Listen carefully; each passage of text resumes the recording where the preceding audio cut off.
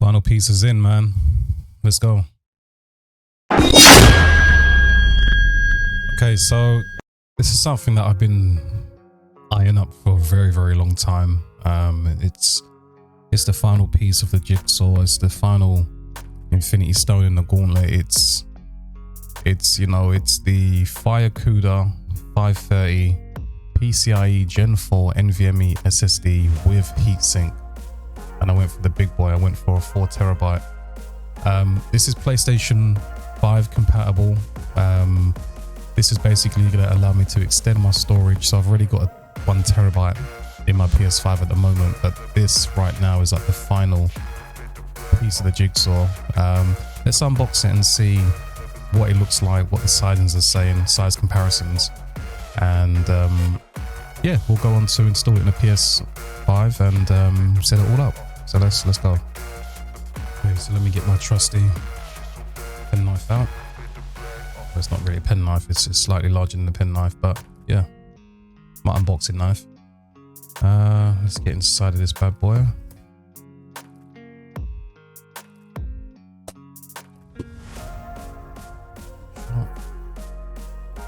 Let's open this bad boy up. Oh, it's just popped out there. Okay, so it's a nice sponge protective casing. You know, we've got the usual booklet, warranty, some more info graphics here, but let's get to the main part, which is Firecuda. So I don't know if the shot is going to pick that up too well, but in comparison, my knife that I just had into shot, that's my knife, my unboxing knife, versus the 4 terabyte NVMe for the PS5. So it comes with heatsink, as you can see. So like, look at that. Just turn that all the way around. It's not even that thick. If we look at it, the thickness in comparison to a finger, you see it's not that thick at all. But that's pretty much it. Size-wise, on the back we've got, you know, the usual barcodes. Its model, its make, all of its general warranties and whatnot, and it's saying that it's a Seagate, it's 4 terabyte. So let's get this slapped into the PS5. Finally, let's go. All right, so this is the big boy. This is my PS5 digital. I haven't actually gone off of guides and stuff, so I can't remember what part of the panel was supposed to take off, but I'm gonna take off whatever side I think is the right area and see how we get on. I think to begin with, we have to take off the base. We have to take off the panels, so I'm gonna have to unscrew this tiny little bit here to take off the base, and then we can start to look at the insides.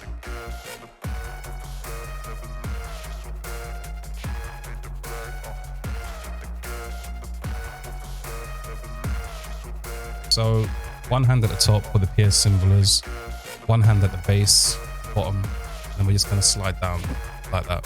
So that just comes off. And look at that. All that dirt and grime. Lovely. I think I'm going to have to take an air duster to it and clean it all off. So yeah, so all I basically done was grabbed at the top where the logo was, at the base, and then you kind of pull up and then pull down, and then it kind of just clips off. As we can see here, the little notches, this is where they kind of reside.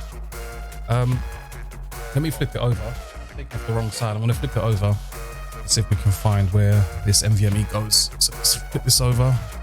We try this again. We turn this at an angle. We pull up, and then we pull up, and then we pull down. Yep. Right. As you can see, we've got the NVMe slot here, so we're going to need a small Phillips head screwdriver. Okay, so I've got my trusty screwdrivers, and before I go ahead and start to unscrew that part, I think I'm going to take the air duster to it and clean it out a bit.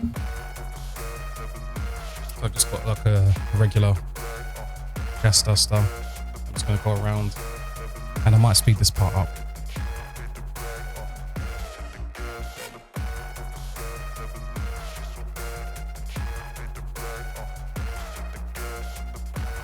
So a single screw.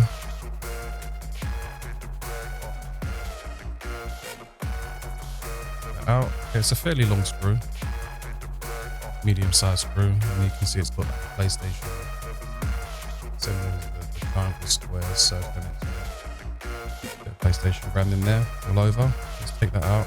Okay, it kind of slides up and out, so I've just taken that out. And as we can see here, we've got the housing for the new M.2 we're going to put in. We've got like one little tiny slot in here, and we've got, I'm guessing you can get different sized M.2 drives. It looks like there's a supporting screw in there to hold this down. Yeah. Okay, so this screw here, I believe, so there's an additional screw here, so we might be able to use this screw to hold down our M.2 once we've installed it. So let me take this out. Comes with a little housing as well. So let me take this M.2, like so. Yep, that resistance in its top.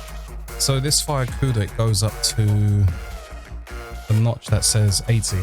So it doesn't fill up the entire space, which is interesting.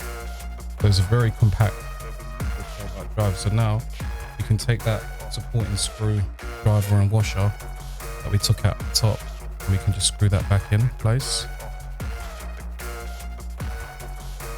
And that should hopefully fix and hold in the M.2. So you don't have to screw it all the way down. You can just, there you go. So that's locked in place. That's plugged in, locked in place. And yeah, that's it. So what I'm going to do is I'm not going to bore you and put the panels back on. Next step is to actually set up the M.2 on the operating system of the PS. So I'll be back in a sec.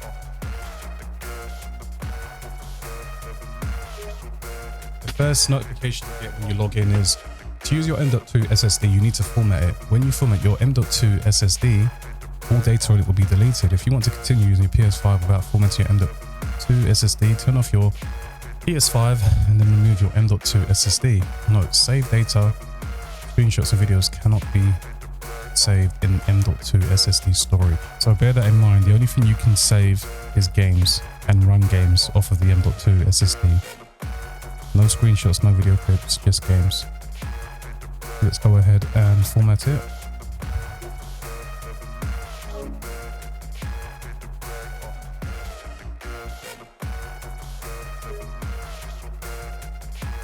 Okay, the read speed of your M.2 SSD is as follows. If you experience problems while playing a game installed in M.2 storage, try installing it in console storage.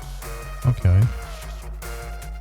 We're just getting just over 6 gig read speed, which is pretty good. It reports 7 gig, but you're never going to get 7 gig read speeds. If M.2 was formatted, to change where your games are installed, go to Settings, Storage, Installation Location. To safely remove your M.2, turn off the PS5 first. Okay. It's like a database rebuild there.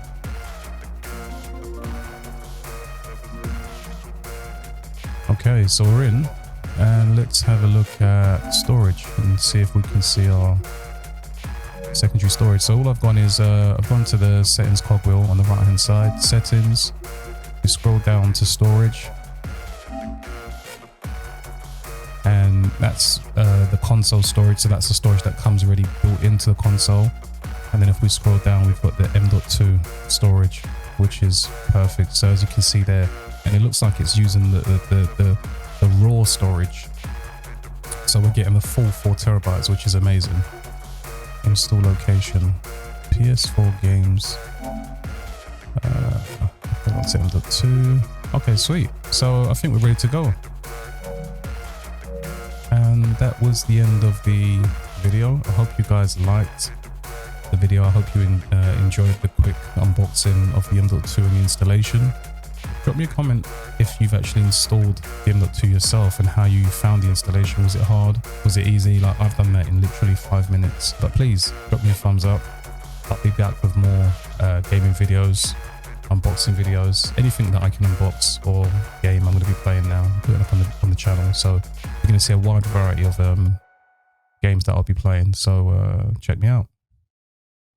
Peace.